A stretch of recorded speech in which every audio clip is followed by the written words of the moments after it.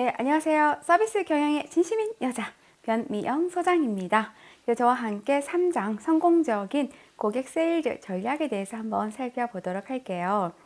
자, 먼저 관계 세일즈부터 한번 살펴볼 텐데요. 우리가 성공적인 세일즈를 하기 위해서 가장 어떻게 보면 첫 입문 단계에서 중요한 거는 고객과의 관계를 맺는 것. 그리고 고객과의 관계를 또 강화시키는 게 이 세일즈의 그 성패를 결정할 만큼 매우도 중요하다고 볼 수가 있는데요. 자, 그러면 관계 세일즈의 정의부터 한번 살펴보면, 자, 관계 세일즈는 가망 고객을 발굴하여, 가망 고객을 발굴입니다. 가망 고객을 발굴하여 고객의 문제를 해결함으로써 고객과 장기적으로 관계를 유지하는 거에 초점을 맞춘다. 자, 제가 이렇게 파랗게 체크해둔 부분이요. 이 관계 세일즈 정의에 대해서 OX형 또는 연결형으로도 출제가 되었던 지문이기 때문에 꼭 기억을 해두시고요. 누구를 발굴한다고요? 가망 고객을 발굴하는 겁니다. 가망 고객. 뭐 시험에 잠재 고객을 발굴한다 또는 뭐 신규 고객을 발굴한다가 아니라 누구를 발굴한다고요? 네. 가망 고객. 이렇게 지역적으로 이렇게 시험에 출제가 되기 때문에 또는 말 바꾸기.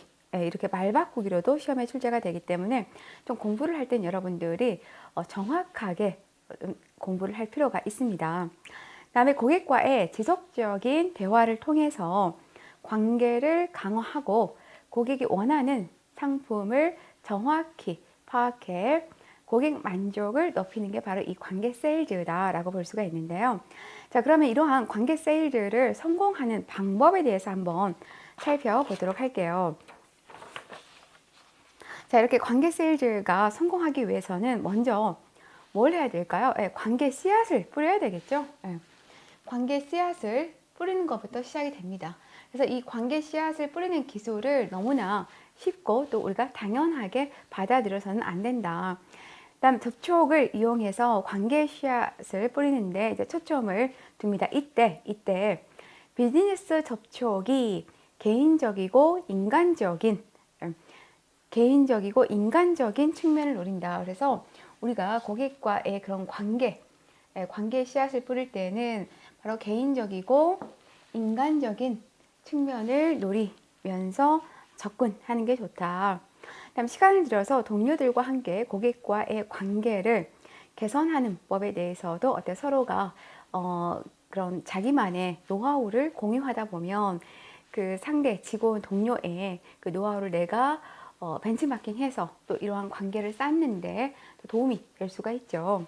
그다음 세일즈 현장이 아닌 특히 이 부분이 시험에서 자주 건드려졌던 내용이죠. 세일즈 현장이 아닌 다른 곳에서도 어때요? 고객을 도우려고 노력을 해야 되겠죠. 굳이 꼭 세일즈 현장뿐만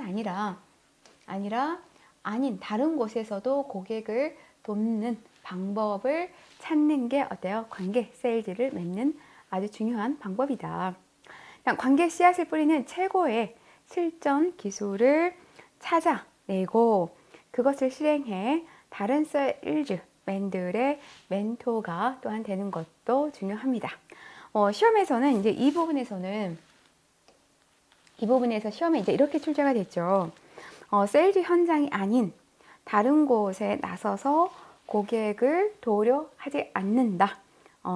아니라는 거죠. 다른 곳에서도 어때요? 관계를 맺기 위해서는 고객을 돕는 방법을 찾는 것도 이 세일즈맨들에게는 필요합니다. 자, 이렇게 해서 그러면 우리가 이제 입소문 나는 세일즈를 위한 6단계를 한번 보도록 할게요. 자, 1단계부터 이렇게 6단계가 있는데 여기서 시험에서 출제가 되었던 부분은 바로 이 고객 파악 부분입니다. 이 고객 파악 부분. 시험에서는 세일즈 6단계 중 고객 파악 부분에서 해야 될 것은 이렇게 시험에 출제가 됐다라는 거죠. 그래서 자, 우리가 세일즈를 위해서는 먼저 고객을 파악하는 것부터 시작이 된다. 그래서 자, 이 단계에서는 상품이나 서비스를 사고자 하는 사람을 이제 구체적으로 파악하는 단계인 거죠. 그러니까 그 고객 파악이라는 거는 어떤 고객이에요? 우리 상품이나 서비스를 사고자 하는 사람이 누구인지를 구체적으로 이렇게 파악하는 단계입니다. 자, 그래서 세일즈맨의 타깃은 구매할 의향이 있지만 세일즈맨을 잘 알지 못하는 사람들이다. 다음 2단계에서는 이제 구매의 당위성을 개발하는 거죠. 그래서 주요 추천 인맥들이 그 세일즈맨이 강점을 잘 알고 있는지를 확인하는 단계입니다. 다음 3단계에서는 이제 세일즈의 소구점을 개발하는 단계인데요. 자, 이때에는 적절한 타이밍에 긍정적 세일즈 메시지를 그런 잠재적 고객들에게 전달될 수 있도록 뭐를 한다고요? 메시지를 준비하는 거죠.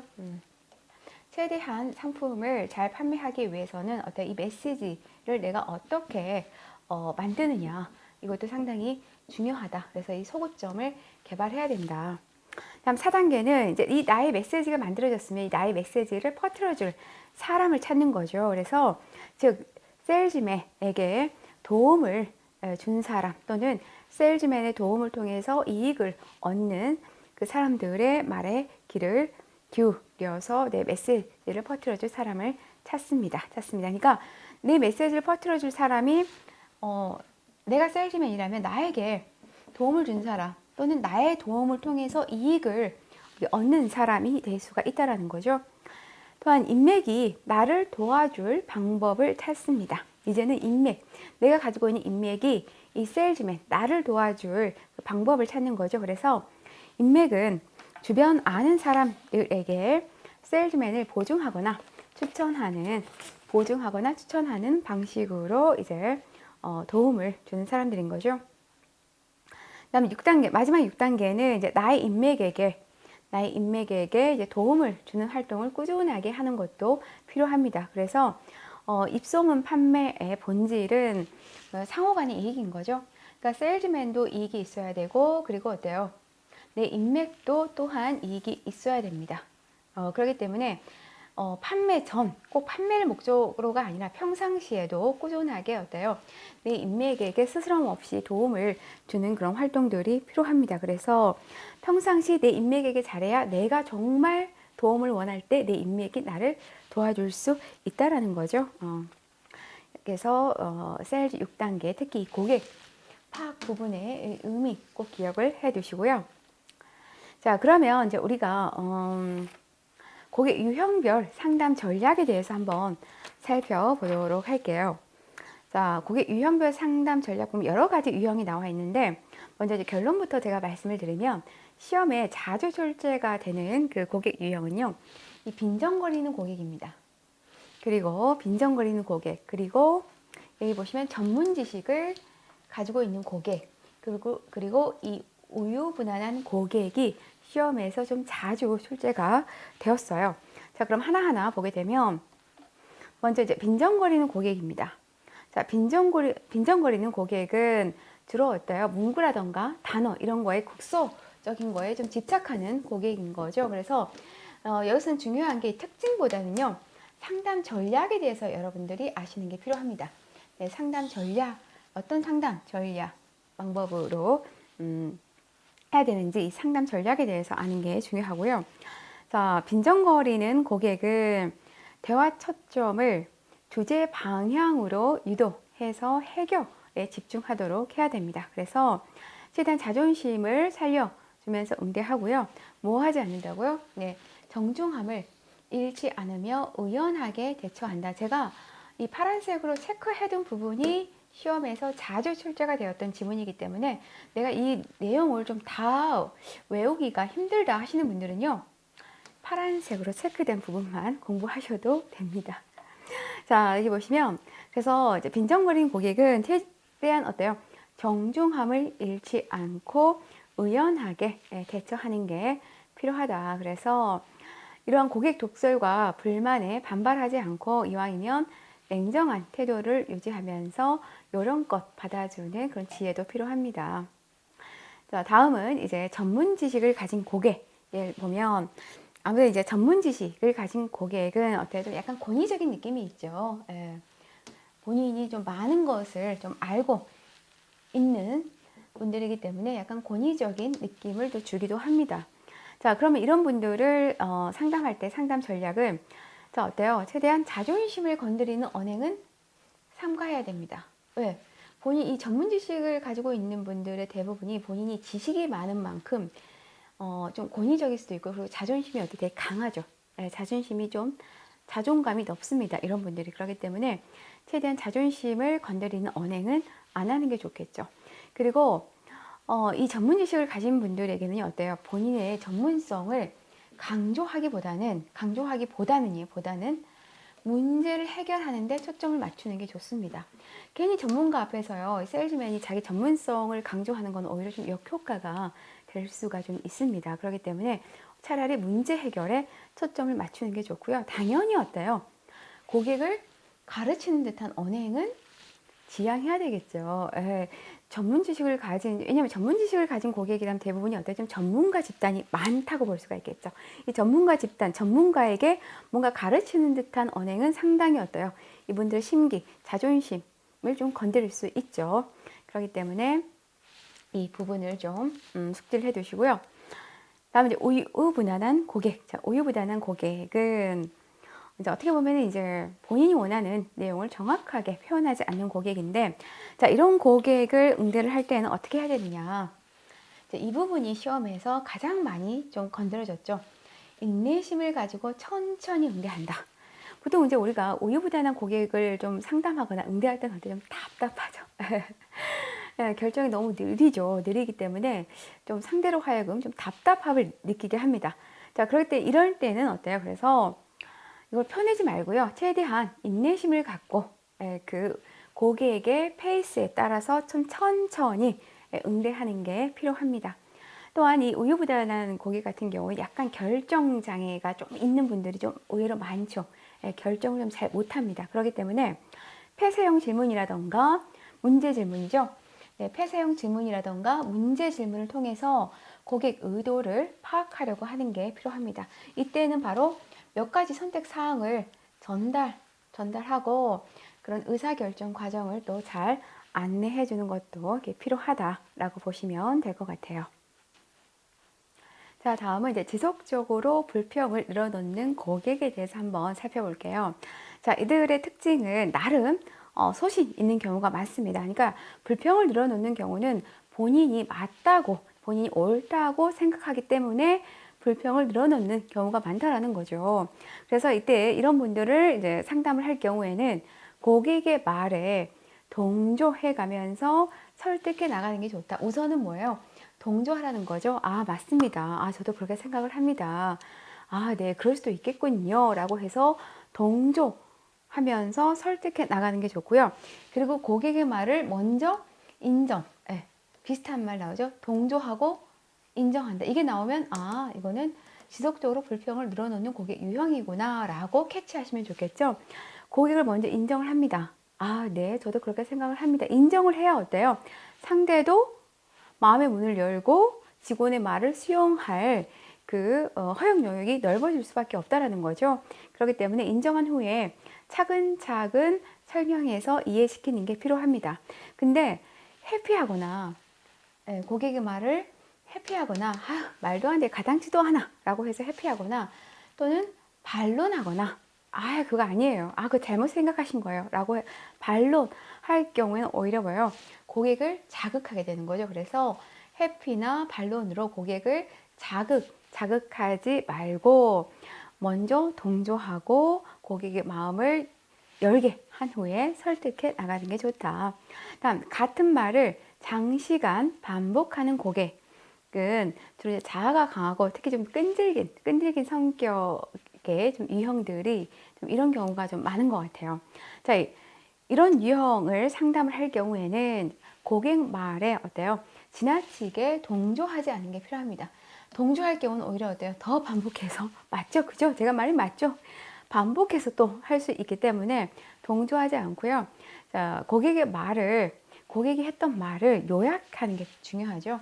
네, 요약해서 상담자가 충분히 고객 말을 이해하고 있다는 것을 알리고 문제 해결을 위한 확실한 결론을 제시를 하는 게 좋습니다. 그래서 이 같은 말을 장시간 반복하는 고객에게는요, 신속한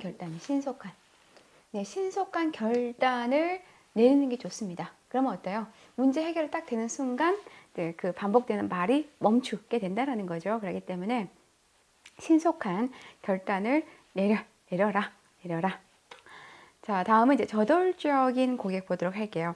자, 저돌적인 고객은 본인 생각만이 이제 최선의 답이라고 믿는 고객이죠. 그렇기 때문에 자, 이런 고객과 상담을 할 경우에는 최대한 침착함, 최대한 침착함을 유지하는 게 좋고요. 그리고 음성에 웃음이 섞이지 않도록 유의하는 게 좋습니다. 자, 음성에 웃음이 섞인다라는 건 상대가 어떻게 받아들일 수 있겠어요? 저 사람이 날 비웃나? 비웃음으로 오해할 수가 있기 때문에 자, 이런 부분을 유의하는 게 좋습니다. 그다음에 지나치게 사교적인 고객. 자, 사교적인 고객에게서 우리가 주의해야 될 거는요. 바로 고객 기본이라던가 기분이나 의도에 휘말리지 않도록 합니다. 휘말리는 순간 답이 없어요. 그렇기 때문에 고객 기분이라던가 의도에 휘말리지 않도록 하고요. 상담자가 했던 내용을 고객이 잘 이해하고 있는지를 좀 확인해 가면서 대화하는 게 필요해요. 그래야 어때요? 단계 이렇게 밟아가면서 세일즈 상담을 해나갈 수 있습니다. 왜냐하면 좀 약간 사교적인 고객 같은 경우에는 좀 의식의 흐름대로 본인들이 얘기를 하기 때문에 뭔가 기승전결, 말의 논리가 좀 부족해요. 그래서 차라리 이런 부분들을 어때요? 세일즈 하면서 세일즈맨들이 좀 짚고 확인하면서 짚고 이렇게 넘어가는 게 좀 필요하다. 자, 그러면 이제 콕콕 다시 한번 상기해 볼게요. 자, 빈정거리는 고객과의 상담 시 가장 적합한 상담 기법을 자, 1번 인내심을 가지고 천천히 응대한다. 자, 이런 분들하고 상담을 할 때는 어때요? 좀 답답한 마음이 있다고 그랬죠? 답답한 마음이 있습니다. 그렇기 때문에 상대 페이스에 맞춰서 같이 좀 응대를 한다는 게 좋다고 그랬죠? 그래서 이런 유형은 우유부단한 고객인 거죠. 그래서 인내심을 가지고 천천히 응대하고요. 2번 정중함을 잃지 않고 질문법을 통해서 고객 의도를 이끌어낸다. 이게 바로 이제 빈정거리는 고객과의 상담 시 정중함을 잃지 않고 질문법을 통해서 고객 의도를 파악해내는 게 중요하죠. 다음 대화 중에 자존심을 건드리는 언행은 삼가한다. 보통 자존감이 강한 고객은 어떤 고객이라고 그랬죠? 전문가, 즉 전문 지식을 가진 고객이기 때문에 최대한 이런 분들은 자존심을 건드리지 않도록 하는 게 좋다. 자존심 하면 전문가. 다음 침착함, 또 인내심. 인내심 하면 우유부단. 이렇게 이해하면 좀 쉽겠죠. 그다음에 침착함을 유지하며 자신감 있는 자세를 유지한다. 상대가 어떻기 때문에 내가 침착해야 돼요? 상대가 저돌적이기 때문에 나도 같이 저돌적이면 안 되죠. 침착함은 누구? 저돌적 고객입니다. 그래서 상대가 저돌적이기 때문에 어때요? 나는 좀 침착할 필요가 있죠. 고객 말에 지나치게 동조하지 않는다. 그런 경우는 어때요? 장시간 말을 반복해서 하는 고객인 거죠. 오히려 동조했을 때는 더 그 반복하는 현상이 더 커질 수 있다는 거죠. 그렇기 때문에 말에 동조하지 않는다. 이거는 반복하는 고객. 계속해서 말을 반복하는 고객이다. 라고 이렇게 여러분들 키워드와 같이 연계해서 이해하시면 좀 더 빠를 것 같아요. 자, 이렇게 해서 우리가 빈정거린 고객 상담 기법 문제 한번 살펴보았고요. 다음에 이제 상황별 고객 상담 전략에 대해서 한번 보도록 할게요. 자, 먼저 큰 소리로 말할 때, 자, 고객이 상담을 할 때 큰 소리로 말할 때는 어떻게 상담을 해야 되느냐 보면 직원은 오히려 어떻게 한다고요? 목소리를 낮춥니다. 목소리를 낮추면 어때요? 상대가 내가 되게 크게 얘기를 하고 있구나라는 거를 인지할 수가 있겠죠. 그렇기 때문에 직원은 목소리를 낮춘다. 시험에서는 상대가 큰 소리를 얘기할 때는 직원도 같이 큰 소리로 얘기한다라고 하는 걸 제가 출제된 걸 본 적이 있는데 아니죠. 오히려 직원은 목소리를 낮추고 천천히 말합니다. 또는 장소를 변경해서 고객 기분을 환기시키는 게 필요해요. 왜 장소를 변경을 하냐면 우리 MTP 불만 응대에서도 이렇게 나왔지만 장소를 변경하면서 그 변경하는 시간 동안에 고객은 어때 스스로 감정을 좀 추스를 수 있는 그런 시간을 벌 수가 있어요. 예, 벌 수가 있고 그럼으로써 감정을 좀 다운시키는 진정시키는 그 시간을 벌 수가 있죠. 그리고 보통 큰 소리로 만약에 대기실에서 다른 고객들이 있는 대기실에서 큰 소리로 불만을 뭐 제기하거나 또 말을 할 때는 어때요? 다른 고객들에게도 어때요? 피해를 줄 수가 있다라는 거죠. 그렇기 때문에 그때는 얼른 다른 조용한 좀 다른 고객들과 좀 멀리 떨어져 있는 조용한 상담실로 옮겨서 상담을 이어 나가는 게 좋다. 라고 볼 수 있고요. 그다음 가격이 비싸다고 할 때에는 어떻게 해야 되느냐? 자, 가격이 비싸다고 할 때에는 먼저 고객 말을 인정합니다. 아, 그렇죠. 좀 비싸죠? 라고 인정한 다음에 보세요. 경쟁사와는 다른 뭐에 대해서 설명한다고요? 상품의 차이점에 대해서 설명합니다. 네. 경쟁사와는 다른 상품의 차이점에 대해서 설명합니다. 이게 이제 그 OX형 이 지문만 OX형으로 출제가 되었는데 어떻게 출제가 되었냐면요. 고객 상담 전략 시 가격이 비싸다고 할 때 먼저 고객의 말을 인정한 후에 뭐를 한다면 할인 정책을 제시한다. 이렇게 출제가 되었는데 할인 정책 할인 정책을 제시한다 되는데 아니죠. 할인 정책이 아니라 어떤 거라고요? 경쟁사와의 상품의 차이점 차이점에 대해서 설명을 한다. 꼭 숙지해 두세요.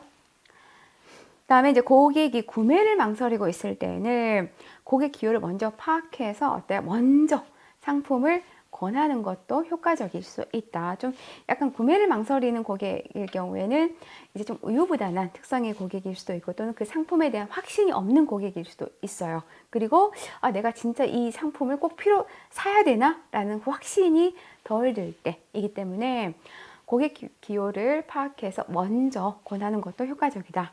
다음 동행인이 있을 때 자, 이 동행인이 있을 경우에도요, 시험에 OX형으로도 출제가 되었습니다. 자, OX형 일반형 이렇게 출제가 되었는데, 동행인도 응대의 대상으로 생각하고요. 이들에게도 어때요? 상품의 설명이라던가 칭찬 등을 하도록 하는 게 좋습니다. 보통 우리가 상품을 구입할 때 어때요? 만약 내가 동행인과 상품을 보러 갔다면 동행인의 영향을 좀 많이 받기도 하죠. 특히 여자분들 같은 경우에는 야, 나 이거 어때? 이뻐? 근데 친구가 아니야, 별로야, 너 안 어울려. 그러면 내가 사고 싶어도 어때요? 친구의 말 때문에 주저하게 되죠. 못 사게 된다라는 거죠. 아, 진짜 이게 나한테는 안 어울리나? 이렇게 생각하게 되는 거죠. 근데 친구가 야, 이거 너무 잘 어울린다. 나는 그냥 긴가민가 했는데 친구가 보고는 야, 너무 잘 어울려. 야, 너를 위한 옷이야. 라고 하면 어때요? 사게 되잖아요. 그렇기 때문에 이 동행인에 대한 영향이 상품 구입에 많이 그 영향을 미치기 때문에 이들에게도 어때요? 상품 설명이라던가 칭찬 등을 하는 것이 좋다. 뭐 시험에서는 동행인은 상품 구입을 하지 않기 때문에 이런 것들은 뭐 필요하지 않다라고 이렇게 시험에 출제가 됐는데 아니죠. 그다음에 어린이를 동반했을 경우에는 어린아이 특징을 재빨리 파악해서 무엇을 하는 게 좋다고요? 어린이에게 칭찬을 하는 것이 좋다. 아마 이제 아이를 키우는 분들이라면 내 칭찬보다는 어때요? 아이에 대한 칭찬을 해준다면 내가 그 물건을 살까 말까 하다가도 그 세일즈맨이 아이에 대한 칭찬을 막 해주면 하나라도 구입하게 되잖아요. 그렇기 때문에 어린 아이에게는 칭찬을 해주는 게 좋다. 이렇게 해서 상황별 상담 전략까지 살펴보았고요. 다음에 이제 셀조 화법 보도록 할게요. 셀조 화법에서 상담 화법. 이거는 우리가 A 모듈에서 아마 여러분들 공부했을 거예요. 그렇기 때문에 여기서 좀 간략하게 짚고만 넘어갈게요. 특히 이제 시험에 자주 출제가 되었던 게 제가 파란색으로 체크해 있는 부분 쿠션 화법. 아론슨 화법. 네, 그리고 이 맞장구 화법입니다. 자, 그럼 하나하나 간단하게 설명을 보면, 자, 쿠션 화법. 특히 이제 이 화법은 뭐 연결형이라던가 뭐 OX형에서 이제 종종 건드려지죠. 자, 쿠션 화법은 단호한 표현보다는 먼저 어떤 마음, 네, 미안한 마음을 먼저 전해서 사전에 완충 역할을 할 수 있는 말을 전하는 화법입니다. 그래서 여기서는 여러분들이 이 사례를 보는 것도 중요해요. 이 사례가 어느 화법에 속합니까? 라고 시험에 출제가 되죠. 그러면 이게 바로 쿠션 화법이다. 또는 이제 뭐 연결형이라던가 또는 OX형에서 쿠션 화법은 이제 이 지문, 단호한 표현보다는 뭐 사전에 완충 역할을 하는 땡땡땡 이렇게 해서 연결형, OX형으로도 출제가 되었습니다. 다음 이제 신뢰 화법이라는 건 말 그대로 유도체 30%, 그리고 정중, 닭가체 70%를 사용한다. 자, 그럼으로써 어때 신뢰감을 좀 줄 수 있는 화법인 거죠. 그다음 레이어드 화법을 이제 명령이 아니라 어때 질문 형식으로 바꾸어서 표현하는 거. 그다음 나 전달법. 나 전달법이라는 거는 상대를 비판하고 평가를 하는 게 아니라 누가 주체가 되는 거죠? 내가 주체가 되는 거죠. 그래서 내가 느끼는 경험과 감정을 표현해서 상대를 설득하는 화법이 바로 이 나 전달법입니다. 그 반대가 유 메시지, 너 전달법인 거죠. 그러니까 나 전달법은 I 메시지가 되는 거고 너 전달법은 유 메시지가 되는 거죠. 그렇기 때문에 유 메시지는 상대를 평가 비판하는 거죠. 제가 A 모드를 할 때 뭐라 그럴까 사례를 잠깐 들었죠. 강남역에 추운 날 영하 10도에서 7시에 친구를 보기로 해서 막 부들부들 떨고 있는데 친구가 30분이나 늦은 거예요. 자, 그때 유 메시지는 야, 너 때문에 지금 나 감기 걸릴 것 같아. 너 왜 이렇게 늦었어? 너 원래 이런 인간이야? 자, 그랬을 경우에 뭐가 되죠? 유 메시지, 너 전달 화법이 되는 거죠. 근데 이거를 나 메시지, 나 전달 화법으로 I 메시지로 바꾸면 야, 너가 정말 너무 늦어서 내가 감정이 좀 많이 다운된 것 같아. 다음부터는 좀 빨리 왔으면 좋겠어. 내 감정을 표현해서 상대를 설득하는 화법인 거죠. 이게 바로 I 메시지, 나 전달 화법이다 라고 이렇게 보시면 됩니다. 다음에 이제 아론슨 화법은 부정과 긍정을 혼합해야 할 경우에는 뭐를 먼저 사용한다고요? 네, 부정적인 내용을 먼저 말하고 무엇으로 마감한다고요? 긍정적 의미로 마감하는 것을 우리가 아론슨 화법이라고 한다. 다음에 이제 보상 화법. 네, 보상 화법이라는 거는 이제 약점을 다른 강점으로, 약점이 있으면 뭐가 있다고요? 강점도 있다. 이거를 말하는 게 약점이 있으면 어때? 이거를 강점으로 보완해 주는 게 이제 보상 화법인 거죠. 그다음 이제 부메랑 화법을 이제 고객이 제품에 대한 변명과 트집을 잡을 때 오히려 그게 뭐라고 하는 거죠? 장점 또는 특징이라고 주장하는 거. 그다음 이제 후방 화법이라는 거는 말 그대로 뭐 연예인이라던가 전문가 혹은 매출 자료를 제시를 해서 이제 고객의 반대 저항을 감소시켜 나가는 거죠. 그다음 이제 맞장구 화법. 맞장구 화법은 상대 말을 내가 적극적으로 이 지문으로 인해서 이게 연결형으로 시험에 출제가 됐습니다. 그러니까 상대 말을 적극적으로 경청하고 있다는 거에 대한 적절한 반응을 보이는 화법은 무엇입니까? 라고 했을 때 맞장구 화법이라는 거죠. 또는 이 사례로도 예시로도 출제가 됐어요. 맞장구는 고개 끄덕임, 눈 맞춤, 저런 정말 그렇겠네요. 뭐뭐 하단 말씀이군요. 이 사례로도 이 맞장구 화법이 출제가 되었습니다. 자, 이렇게 해서 이제 상담 화법까지 좀 가볍게 훑어보았고요. 자, 마지막으로 이제 칭찬 화법에 대해서 한번 살펴보도록 할게요. 제가 이제 시험을 봤을 때 그 칭찬 화법에서는 이 간접 칭찬법이 시험에 몇 번 출제가 되었던 것 같아요. 자, 하나하나 보게 되면, 자, 간접 칭찬법이라는 건 말 그대로 제3자의 말을 인용해서 하는 칭찬법입니다. 그래서 여기서는 그 의미보다는요, 그 예시 있죠? 예시를 여러분들이 공부하는 게 필요해요. 왜냐하면 시험에서도 이 의미가 시험에 출제가 된 게 아니라 이 예시가 출제가 되어서 이것은 무슨 칭찬법이냐라고 이렇게 시험에 출제가 된 거죠. 자, 그래서 간접 칭찬법은 이거죠. 변과정이 땡땡씨가 이번 달 판매 1위를 했다고 하던데, 그러니까 삼자가 누구예요? 병과장이죠. 병과장한테 이제 들은 거죠. 아, 병과장이 그러던데, 뭐 미영씨가 이번 달 판매에 1위를 했다고 하대. 예, 이게 바로 뭐예요? 간접 칭찬법이라는 거죠. 다음 이제 반문 칭찬법을 대화 중에 감정을 가미하는 칭찬법으로, 아, 그런가요? 아, 몰랐네요. 이런 것들. 비유 칭찬법이라는 거는 긍정적 이미지를 가진 대상과 어때요? 비유해서 칭찬하는 거죠. 그래서 아, 모델 누구를 닮으셨어요. 또는 아, 진짜 한국의 에디슨입니다. 이렇게 칭찬하는 게 비유 칭찬법이다. 다음 이제 소유물 칭찬법. 말 그대로 소유하고 있는 물건이라던가 또는 가족 관계도 칭찬하는 것도 이 소유물 칭찬법입니다. 그래서 아, 드레스가 너무 예쁜데요? 어머, 아드님, 따님이 너무 잘 자랐네요. 너무 잘 키웠네요. 하는 것도 이 소유물 칭찬법이 된다. 다음에 이제 단순 칭찬법이죠. 이제 단순 칭찬법은 말 그대로 이제 보고 느낀 그대로를 그냥 긍정적으로 칭찬하는 거죠. 아, 이번 설명회 또는 이번 프레젠테이션 참 잘했어. 잘했어. 이게 바로 단순 칭찬법이다 라고 보시면 됩니다. 자, 이렇게 해서 우리가 칭찬 화법 3장 성공적인 고객 세일즈 전략까지 해보았습니다. 저는 다음 시간에 뵙도록 할게요.